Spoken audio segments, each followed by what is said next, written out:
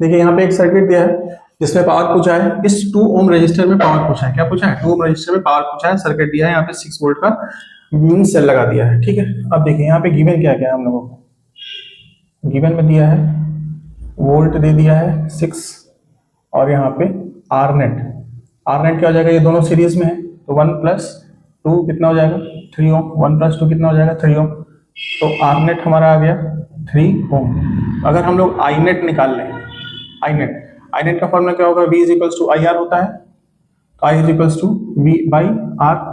तो I हमारे जो सर्किट में करंट कितना फ्लो करेगा? 6/3 कितना आ जाएगा? 2 एम्पियर। तो सर्किट में जो करंट आ गया वो कितना आ गया हमारा? 2 एम्पियर का। सर्किट का करंट कितना आ गया? 2 एम्पियर। तो 2 एम्पियर का करंट इसमें भी जाएगा और 2 ही एम्पियर का करंट इसमें भी जाएगा, क्योंकि ये दोनों क्या है?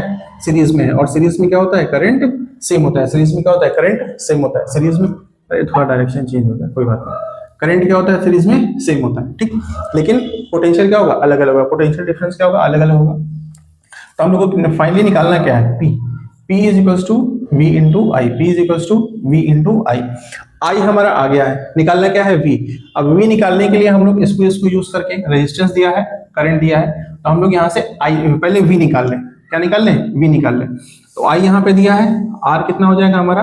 2 ओम। तो हम लोग V निकाल लेंगे सिर्फ इतने का पोटेंशियल निकाल लेंगे हम लोग। V बराबर आई आर।